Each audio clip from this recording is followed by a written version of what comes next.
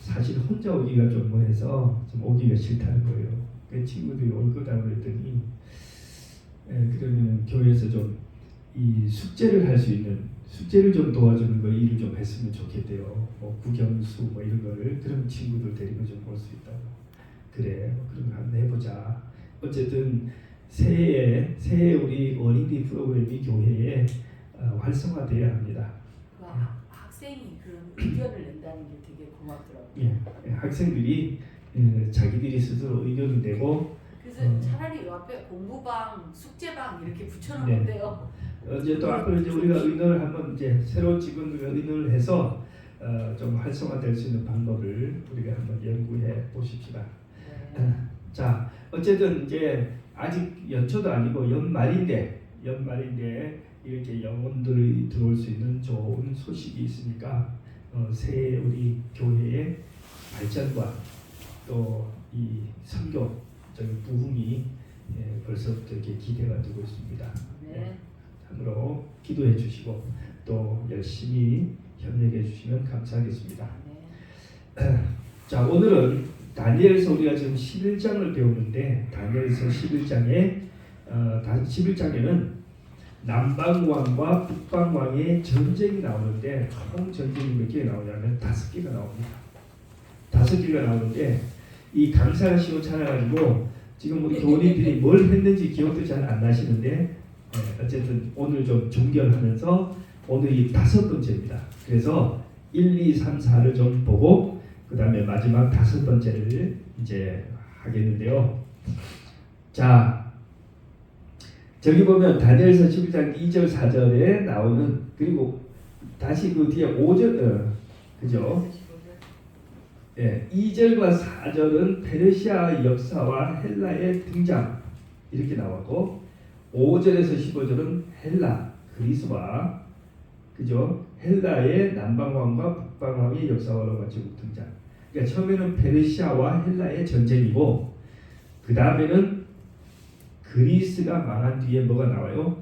분열된 그리스에서 남방왕과 북방왕이 나왔습니다. 자, 그 다음에 다니엘서 11장 16절 로마 제국의 등장과 메시아의 탄생과 죽음 이렇게 나오는데요. 자, 처음에 다니엘서 11장 맨 뒤에 있는 2장과 2절의 4절은 사실 남방왕 북방왕 말이 없습니다. 그러면 이제 5절에서 15절 여기에 그리스가 뭐 한다고요? 그리스 멸망하면서 원래 여러분 잘 아시죠? 4개국으로 4개 나라로 나뉘었어요. 그러다가 그것이 다 서로 또 이제 막 그죠? 이합 집산하면서 뭘로 바뀌냐면 북쪽과 남쪽으로 나뉘는데 북쪽은 뭐 셀루큐스 왕족, 남쪽은 이집트 이렇게 해서 처음으로 남방왕과 북방왕으로 나뉘었어요. 자, 이게 저기 나오는 두 번째 전쟁 부분입니다. 두 번째 부분. 그 다음에 이제 세 번째는 16절에서 22절까지인데 여기는 뭡니까? 여기는 로마 제국이 등장해요. 로마 제국이 등장하고 그 다음에 역시 자 남쪽은 여기 이집트라고 그랬죠. 여기는 이제 셀류쿠스라고 하는데 나라가 계속 바뀌어서 좀 자 여기에서는 북방왕은 로마 제국이 되고 남방왕은 이집트가 됩니다. 그런데 우리가 로마 제국이 등장할 때 여기 누구 얘기를 많이 했어요? 가이사, 시저. 시저와 남쪽에는 클레오파트라 두 사람이 그저 이게 정치적으로 복잡하게 연애도 하고 뭐 결혼도 하고 아기도 낳고 막 여러 가지 했는데 결국은 클레오파트라가 완전히 자살로서 삶을 마감하면서 이집트는 완전히 끝나버렸어요.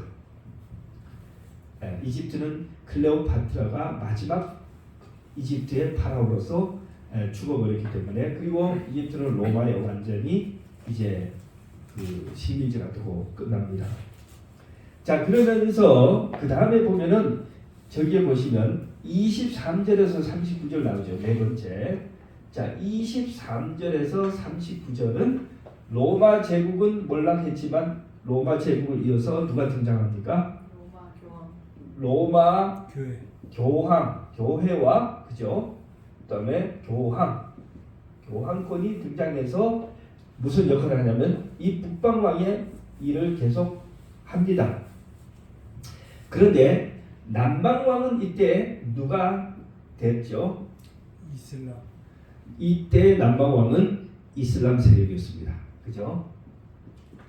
이슬람. 그래서 북방 왕이 먼저 공격을 하죠.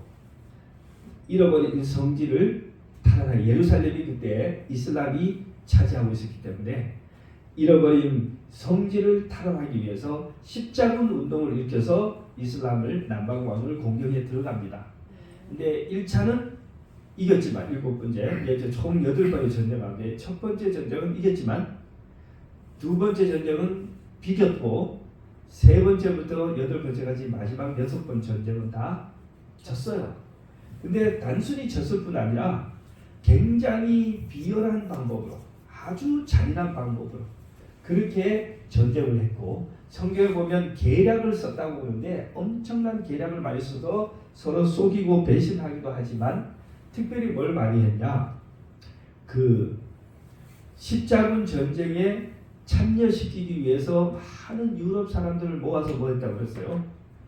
그 여러 가지 면제 전쟁에 참가해서 죽으면 죄를 용서해 주겠다. 천국을 보장해 주겠다. 그 다음에 또 살아생전에 네가 지은 죄를 다 사면해 주겠다. 그리고 네가 진 빚을 다 갚아주겠다. 등등 오만 약속을 제공하고 심지어는 또 뭐 했어요? 침례를 뭘로 바꿨어요?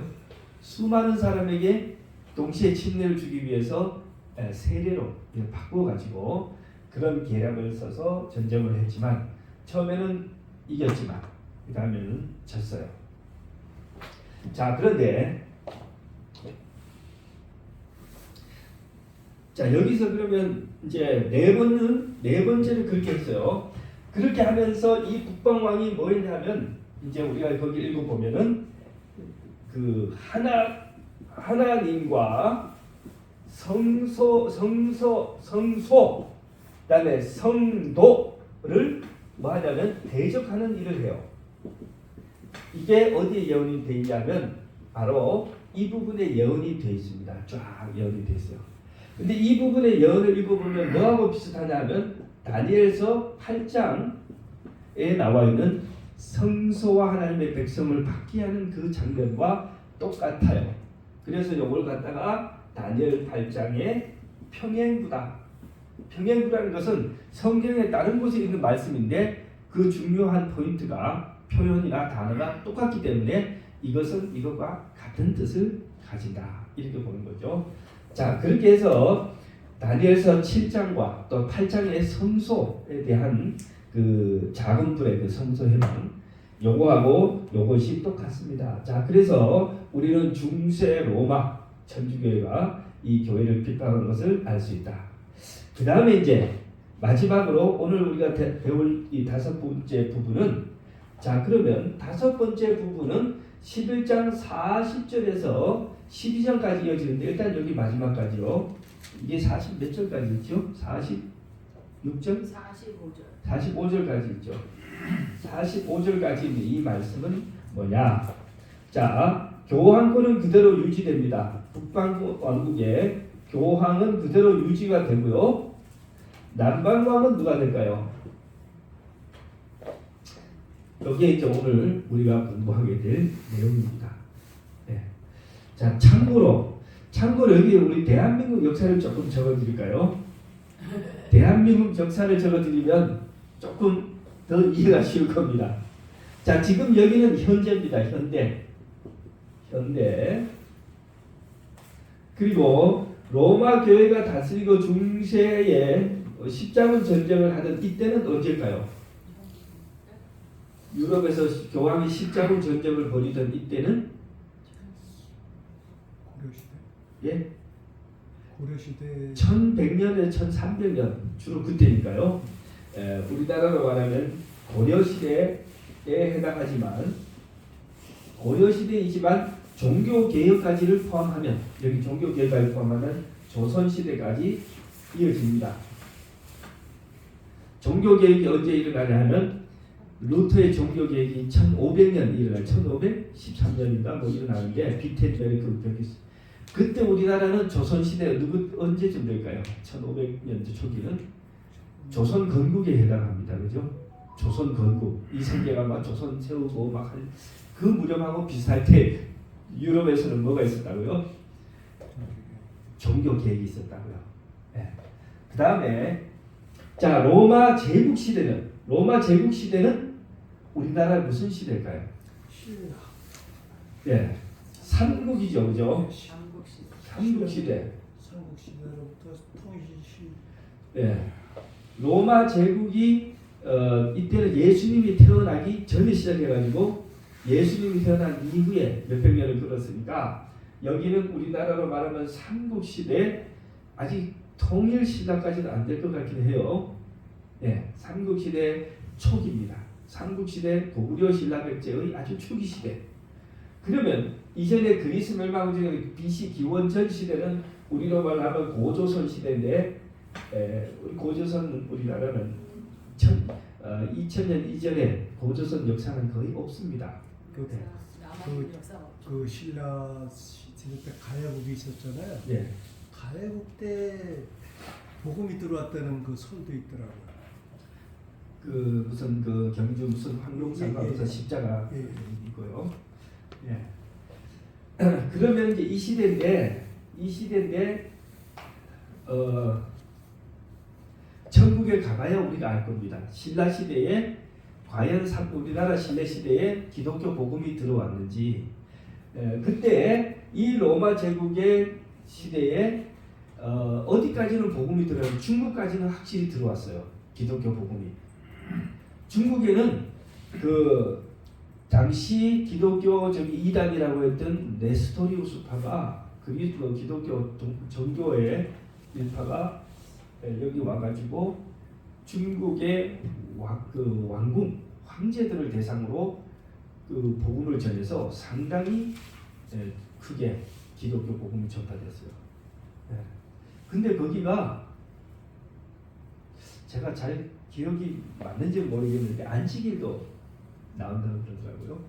경국. 예. 경교라고 아마 도마가 인도하고 중국을 전했다는 설도 있는데 모르겠어요. 어쨌든 중국에는 그 경교가 바로 기독교인데 그 귀족과 상류층을 중심으로 상당히 많이 보급이 됐어요. 그러나 이제 정치적으로 바뀌면서 이어지지 않는데 어쩌면 그 당시에 어떤 방법으로 우리나라 그죠? 왜냐하면 그 당시에 중국에는 이제 당나라와 우리나라 신라는 굉장히 밀접한 지금 말하는 미국 한미 관계 같은 그런 관계였거든요.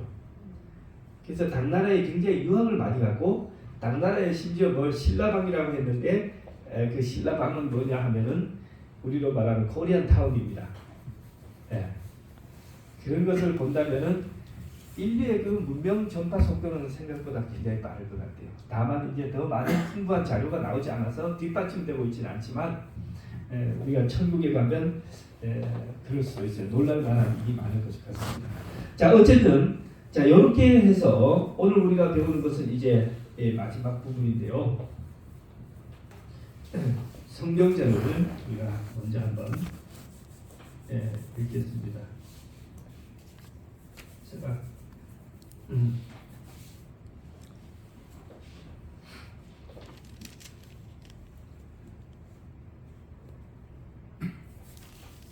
11장 40절인데 성경을 펼쳐야 되겠습니다.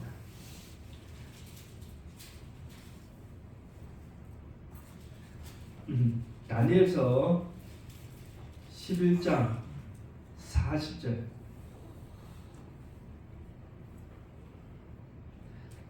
마지막 때에 자 이제 마지막 때에 어디예요? 다섯 번째 전쟁입니다. 자 마지막 때에 남방 왕이 그와 힘을 겨룰 것이나 북방왕이 병거와 마병과 많은 배로 회오리 바람처럼 그에게로 마주 나와서 그 여러 나라에 침공하여 물이 넘침같이 지나갈 것이요.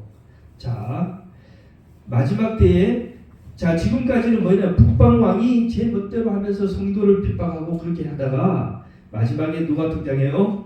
남방왕이 다시 등장합니다. 자, 이 남방왕이 힘을 겨루다. 이거 뭐예요? 아주 대등하게 전쟁을 하는 것이죠. 예. 그렇게 해서 남방왕이 먼저 점수를 쳤는데 북방왕이 뭐합니까? 병거와 마병과 많은 배로 회오리처럼 그에게로 마주 나와서 그 여러 나라에 침공하여 물이 넘칠같이 지나갈 것이요. 그 다음에 41절 북방왕입니다. 역시 북방왕 그가 또 영화로운 땅에 들어갈 것이요 많은 나라를 패망하게 할 것이나 오직 에돔과 모압과 암몬 자손의 지도자들은 그의 손에서 벗어나리라. 그가 여러 나라들의 그의 손을 펴리니 애굽 땅도 면하지 못할 것이니 그가 권세로 애굽의 금은과 모든 보물을 차지할 것이요 리비아 사람과 구스 사람이 그의 시종이 되리라. 그러나 동북에서부터 소문이 이르러 그를 번민케 하므로 그가 분노하여 나가서 많은 무리를 다 죽이며 멸망시키고자 할 것이요 그가 장막국대를 바다와 영화롭고 거룩한 산 사이에 세울 것이나 그의 종말이 이르리니 도와줄 자가 없으리라. 자, 여러분 이 성경을 다니엘서 11장을 쫙 읽어보니까 사실은 누구의 이야기로 끝나요? 누구 이야기로 끝납니까? 여기 마지막 때니까 마지막 때에 북방왕. 북방왕. 예, 북방왕의 이야기로 끝납니다. 남방왕은 뭐예요? 그냥 잠깐씩 등장했다 사라지는 조연에 불과하고. 여기서는 저 예. 불란서. 예. 불란서로 의미할 수도 있죠. 예, 그 이 북방왕의 이야기로 사실 끝납니다. 근데 여기 나오는 북방왕은 누굴까요? 교황권이라. 예, 결국은 로마 교황권에 대한 예언입니다. 다니엘서 12장 전체가 로마 교황을 중심으로 벌어지는 전쟁 이야기입니다. 그런데 여러분 그 루스벨이 사단이 무슨 얘기를 해요? 처음에 타락할 때 예? 아니 그걸 인간을 유혹할 때 말고 천국에서 하나님은 독재자. 하나님은 공평하지 못하시다. 아니 그런데 이제 성경에 보면 루스벨이 뭐라고 합니까? 우리는 거룩하고 예, 내가 그와 비기리라. 예, 북극 지폐의 산 위에 좌정하리라. 가장 높은 곳에 올라 지극히 높으신 자와 비기리라. 그러잖아요. 이 다니엘서 11장을 읽어보면 북쪽의 자리를 딱 차지하고 온 세계를 끌어모아가지고 하나님의 백성을 대적하고 박해하고 하나님과 전쟁을 벌이는 마지막 전쟁을 벌이는 누구예요? 루스벨의 모습이에요. 네. 그게 북방왕이에요. 북방왕. 네. 자, 그런데 그러면 우리가 이제 한번 40절부터 좀 읽어보겠습니다. 자, 이제 이 중세 교황이 뭐 하다가 마음대로 세상을 지배하고 전행을 하다가 남방왕의 공격을 받습니다. 언제일까요? 여러분들 잘 아시는 우리 다니엘서 저기에 배웠잖아요. 다니엘서 7장. 다니엘서 7장에 보면 한때, 두때, 반때. 그죠? 배웠죠? 세때 반은 곧 몇 년이다? 1260년 동안 중세 천주교가 뭐 한다는 거예요? 교황권이 세상을 지배하고 박해를 하는데 이게 언제 시작했어요? AD 538년에 시작해서 언제 끝납니까? 1798년에 끝나죠. 자, AD 538년에는 그때 지난번에 우리가 좀 했지만 예, 교황은 세계 최고의 우두머리다 했는데 그거를 반대하는 세 나라를 멸망시킨 마지막 해가 언제예요? 538년. 그 다음에 그러면 1260년을 계속 중세 유럽을 지배하다가 1798년에서는 어떻게 해서 끝났어요? French Revolution. 프랑스가 혁명을 일으켰는데, 그죠? 이 혁명 장군, Berthier. 예, 버티어라고 하는 장군이 어디를 들어가요? 이탈리아 로마에 들어가서 교황을 체포를 했어요. 그래가지고는 섬으로, 어떤 섬으로 유배를 시켰는데 그 이듬해 교황이 거기서 죽습니다. 그러니까 중세 황제를 세우고 폐하던 이 교황이 한 장군의 손에 잡혀가지고 유배 가서 뭐 했다는 거예요? 죽었어요. 그때를 우리는 예언적으로 1798 딱 이름도 맞습니다. 1260년 동안 유럽을 지배할 것이라고 했는데, 세상을 지배할 거라는데 딱 1798년, 1260년이 끝나는 그 해에 교황이 뭐 했다는 거예요? 잡혀서 유배를 가서 죽었다는 거예요. 자, 그러면 프랑스는 대체 왜 교황을 잡아다가 그 유배를 보내서 죽게 했을까요? 그 당시에 교황과 황제의 폭정으로 인해 가지고 혁명이 일어났거든요. 서민들이 네. 그 빵이 아니면 자유를 달라, 그냥 그런 식으로다가 혁명을 일으켜 가지고 네. 완전히 세상을 뒤집어 버렸잖아요. 혁명 공화국이 돼 가지고 거기서 그렇죠. 종교는 필요 없다. 지금 우리 대한민국은 헌법의 1조에 뭐라고 돼 있어요? 대한민국은 민주공화국, 대한민국은 민주공화국이고, 그죠? 주권은 국민에게서 나온 국민에게 있다 그랬어요. 이게 우리 윤석열 대통령이 써놨을까요?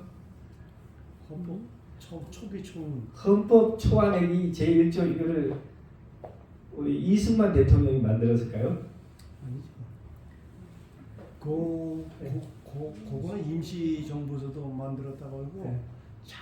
세밀한 거는 저 이승만 그 초기 네. 대한민국 건국 때. 현대 민주주의의 국가들의 헌법 제1조는 전부 카피입니다.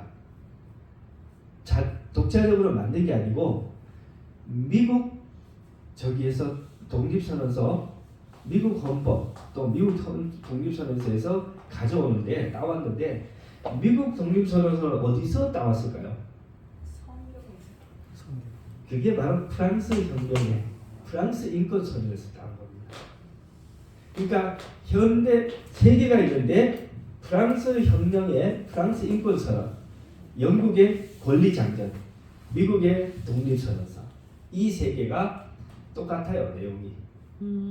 네, 완전히 똑같은 건 아닌데 그 정신이, 기본 골격이 똑같고, 현대 민주국가들은 전부 헌법의 1조를 여기서 따옵니다. 그런데 그러면 이 프랑스 혁명은 뭐냐면 현대 민주주의의 가장 첫 번째 민주주의가 되는 거예요. 예. 그 전에는 어떻게 했냐? 프랑스는 우리나라와 같은 신분 사회였습니다. 신분제. 우리나라 신분제는 어땠습니까? 우리나라 신분제는 사, 농, 공, 상 그랬죠. 사대고 선비고, 그 다음에 농민이고, 그 다음에 공장 만드는 기술자들이고 상인들이고 이랬잖아요. 그리고 요 위에 이제 사는 뭐예요? 사는 여기 크게는 양반과 쌍농, 양반과 쌍민, 그리고 그 밑에 뭐가 있어요? 천민. 천민에는 뭐가 있어요? 무당, 백정, 그 다음에 또 뭐 여러 개가 있어요. 키 큰. 예, 이런 사람들은 불가촉 천민이에요. 실제로 우리나라도 접촉을 못하게 있고 말을 섞지 못하게 돼 있어요. 그러니까 인도의 지금 카스트 제도하고 똑같은 것이 불과 여러분 100년 전에 조선에 있었단 말입니다. 예. 그런데 프랑스가 우리나라보다 한 200년 전에 그런 게 있었던 거예요. 맞아. 그래가지고 제1계급이 뭐냐 하면은 성직자예요. 그 다음에 귀족, 그 다음에 뭐냐면 일반 시민이 있었어요. 성직자, 귀족, 시민, 그 밑에 노예가 있어요. 그런데 성직자하고 귀족은 정치적인 권리도 있고 세금도 걷고 그리고 자기들 세금을 내지도 않고 모든 토지와 이런 걸 다 가지고 있고 이랬는데 시민들과 노예들은 어땠어요? 일만 축적하고 세금만 바치고 투표권은 없고 그러니까 어떻겠어요? 살맛이 안 나죠. 그러다가 이제 이 시민들이 뭐냐면 돈을 벌고 좀 부유해졌어요. 그러니까 이제 뭐 하냐면 뒤집을 거예요. 그래서 그것이 뭐냐? 프랑스 이제 혁명인데 그래서 이 프랑스 혁명은 철저하게 뭘 싫어해요? 이 성직자와 교회를 너무너무 싫어합니다. 네. 그래가지고 프랑스 혁명의 핵심 정책은 뭐냐면 반종교예요. 프랑스 혁명의 근본 정신은 반종교인데 요거 조금 더 나가면 무신론입니다. 네. 그리고 여기 조금 더 나가면 뭐냐 하면은 공산주의입니다. 지금 세계 모든 특히 아시아의 공산주의는 전부 어디 출신이냐? 프랑스 출신이에요. 베트남의 호치민, 그 다음에 중국의 모든 지도자들은 덩소평, 강지, 그죠? 저기 뭐야, 모택동, 뭐 장저민, 뭐 전부 다 프랑스 유학파예요. 거기 가가지고 다 뭘 배우냐면 프랑스의 이걸 배워가지고 이제 왔습니다. 그래서 거기서 공산당이 돼가지고 중국 와가지고 이제 하는 거죠. 자, 그러면 마지막 때에 남방왕이 그와 힘을 겨루었어요. 남방왕이 공격을 해서 그동안 중세를 지배하던 천주교를 뭐 했어요? 이제 쳐넣었습니다. 이제 교황을 아주 유배시키고 죽였어요. 그래서 교황권이 다시는 과거와 같은 그런 짓을 못하게 됐는데 그런데 이 북방왕이 그냥 넉다운 돼가지고 있은 것이 아니고 뭐 했다고요? 병거와 마병과 많은 해오리 바람처럼 그에게로 마주와서 여러 나라에 침공하여 물이 넘침같이 지나갈 것이요. 그러니까 병거, 마병 이런 거는 뭐냐 하면은 엄청난 군사죠. 그 다음에 많은 배는 뭡니까? 많은 배는 엄청난 경제력입니다. 많은 돈을 그죠? 그렇게 해서 전쟁을 벌여서 남방왕을 정하는 겁니다. 자, 그래서 전쟁이 다시 어떻게 되냐면 다시 북방왕이 유리하게 아이고 이게 움직이지가 않네요. 저 위에 화살표 위아래인데. 아, 네. 이게 아래 위로 움직여. 네. 자, 제가 방금 말씀드린 것이 여기 지금 뭐 단이 나온 것 같습니다. 자, 여기 나오는 내용은 이제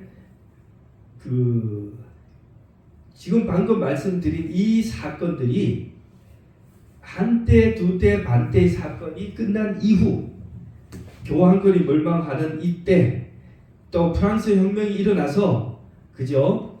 이 전쟁이 일어나는 이때가 뭐라고요? 마지막 때라는 것입니다.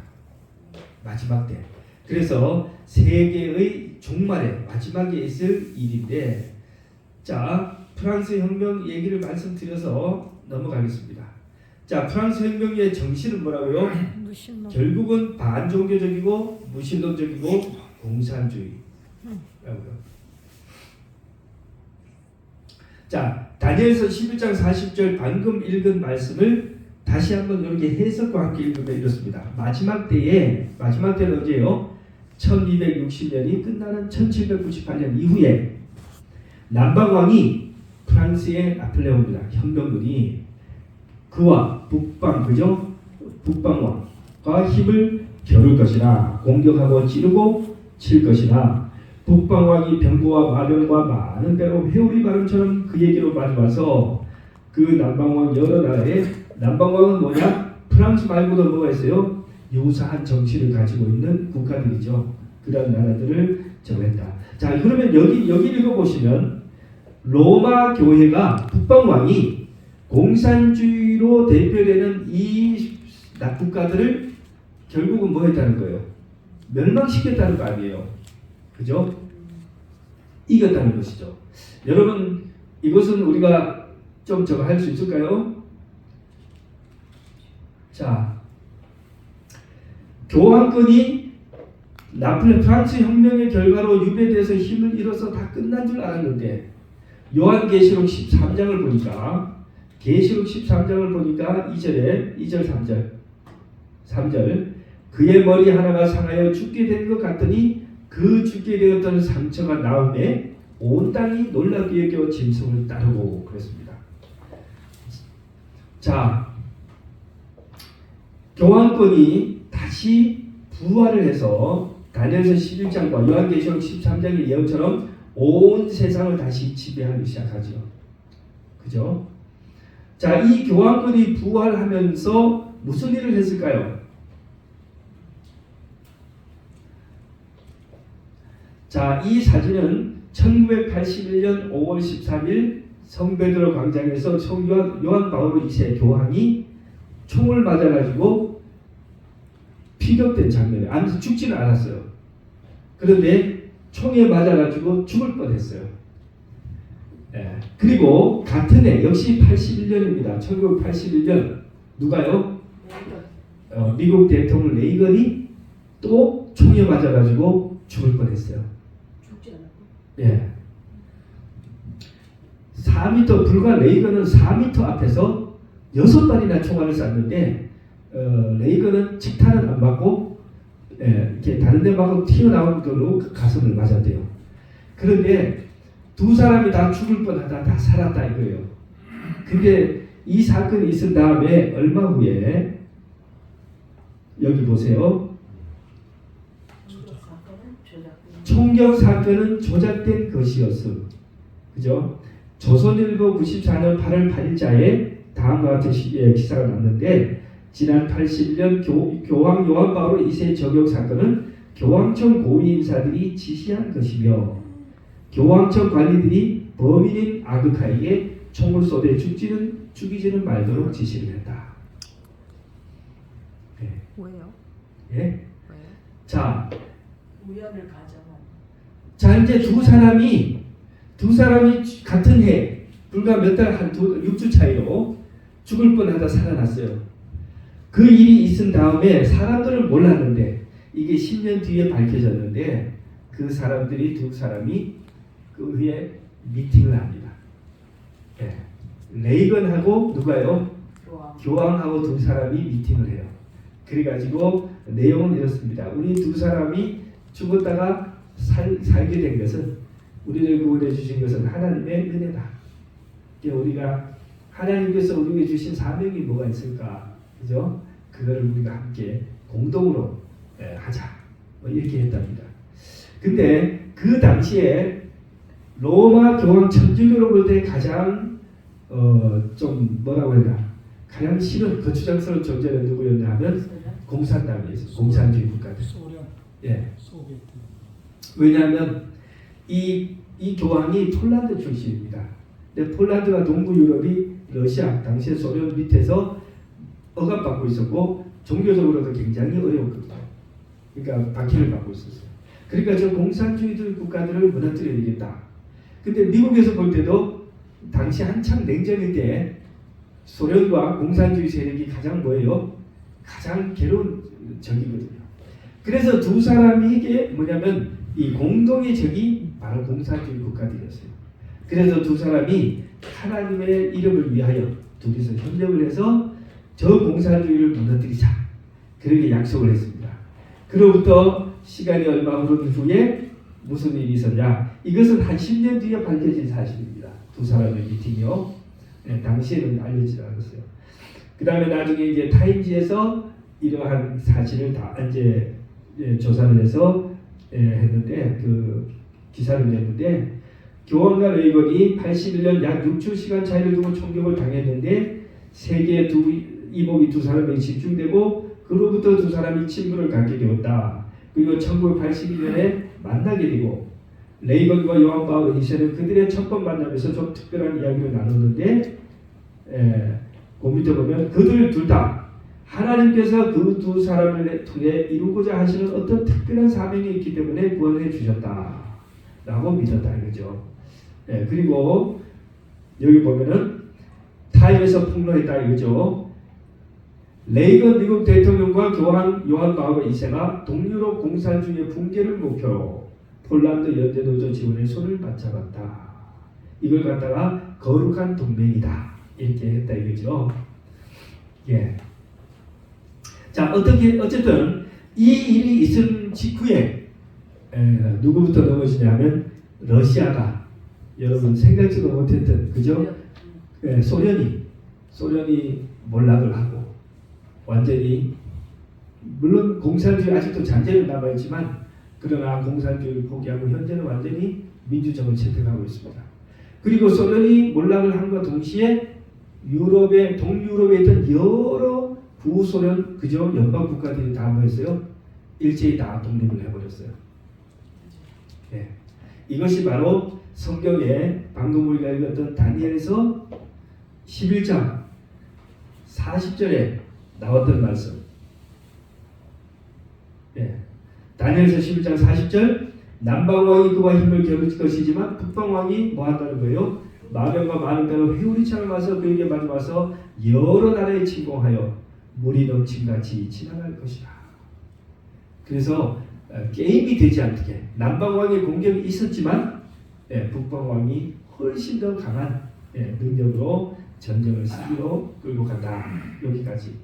시간이 너무 많이 가서 뒷얘기는 다음에 좀 더 이어서 해야 될 것 같습니다. 네. 자, 오늘 말씀을 통해서 우리가 살아가고 이 시대는 마지막 시대라는 것이 확실하고 또 여기 성경에 예언된 북방왕은 틀림없이 교황권이라는 것이 분명합니다. 이제 이 교황권이 앞으로 어떤 일을 할 것인지 자기의 이 성경에 예언된 대로 자기의 계획을 착착 진행을 시켜가고 있습니다. 이렇게 해서 온 세상이 자신을 따르도록 유도할 것입니다. 어쩌면 지금 여러분 혹시 우리가 들어보셨죠? 이 암호화폐 들어보셨죠? 앞으로는 가상화폐, 암호화폐, 전자화폐 하는 것들은 뭐냐? 앞으로 현금을 쓰지 않는다 이거죠. 앞으로 현금을 쓰지 않고 이런 경제 체제가 되는 게 이런 모든 것도 어쩌면 이 북방왕이 주도하는 온 세상을 자기 지배에 넣고 마침내 요한계시록을 보면 이 표를 가진 자 외에는 사고 팔지 못하게 할 것이다 라고 하는 그 예언이 진행되어 가고 있는 단계라고 생각합니다. 여러분 성도님께서 경각심을 가지고 우리에게 주어진 기회에 더욱더 열심히 복음을 전하도록 애써야 할 것입니다. 네. 감사합니다. 우리 기도하고 마치겠습니다.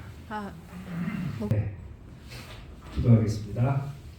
하늘에 계신 아버지 하나님, 일주일 동안 참으로 분주하고 복잡한 시간을 보냈지만 저희들과 함께 하시고 또 동행해 주시고 우리의 육신과 영적 필요를 채워주셔서 감사합니다. 오늘 또 이 시간 주님 앞에 나와서 하나님의 말씀을 펼치고 이 마지막 시대에 우리에게서 일어날 많은 일들을 지금부터 2500년 전에 이미 예언하셨다는 사실에 다시 한번 놀라움을 저희들이 금할 수 없습니다. 아버지 하나님, 우리에게 믿음을 더하여 주시옵시고 이러한 시대에 심각한 시대에 우리가 주님을 위하여 살아갈 수 있도록 도와주시옵시고 또 주님 우리에게 주어진 이 짧은 시간 동안 한 명이라도 더 구원하여 하나님의 천국의 많은 백성을 가담시키도록 우리의 생애와 노력을 바칠 수 있도록 도와주시옵소서. 우리 현리교회를 사랑해 주시고 또 우리를 축복해 주셔서 올 한 해를 잘 정리할 수 있도록 도와주시고 또 새로운 직원들과 함께 새해에는 더욱 많은 영혼들을 구원하기 위하여 일할 수 있게 해 주시옵소서. 특별히 간구하옵기는 주님 사랑하시는 아들 정수현 장로님과 또 김순남 집사님 우리 두 분이 참으로 연약한 육신으로 주님을 섬기고 가정과 사회를 위하여 애쓰시다가 이제 수술 날짜를 잡고 있습니다. 아버지 하나님 아들과 딸을 불쌍히 여겨 주시옵시고 이번 모든 수술의 과정에 주님 함께 하시고 또 주님께서 친히 집도 의사가 되셔서 아, 네. 정말 완전하고 안전하게 치료해 주시옵시며 아멘. 치료 후에도 회복이 급속할 수 있도록 도와주시옵소서. 아멘. 주님을 믿음으로 주님을 붙들게 해 주시옵시고 아멘. 하나님의 사랑과 또 은혜를 믿어 의심치 않게 도와주시옵시고 아, 또 속히 치료를 받고 회복하고 돌아와서 다시 우리와 함께 주님을 찬미할 수 있게 해 주시옵소서. 아멘. 네. 또한 아버지 하나님 몸이 건강치 못한 아들과 딸들이 많사오니 주님 붙들어 주시옵시고 한결같이 은혜 베푸셔서 통증이 없는 하루하루를 보낼 수 있도록 도와주시옵시고 아, 네. 또 우리 최미자 어머님의 아들 서한호 형제님이 여전히 항암 투정이 있사오니 아버지 하나님 불쌍히 여겨 주시옵시고 그 아들의 손을 붙들고 위로해 주시옵시며 마음속에 하나님을 깨달아 알게 도와주시옵시고 그 마음속에 지나간 삶을 회개하고 하나님을 외치고 부름으로써 죽음으로부터 구원받게 해 주시옵소서. 오늘 밤 저희들에게 편안한 삶을 밤을 허락하시고 내일 아침 모든 성도님들 주님 앞에 나올 수 있도록 도와주시옵기를 사랑이 많으신 예수님의 이름으로 간절히 기도합니다. 아멘.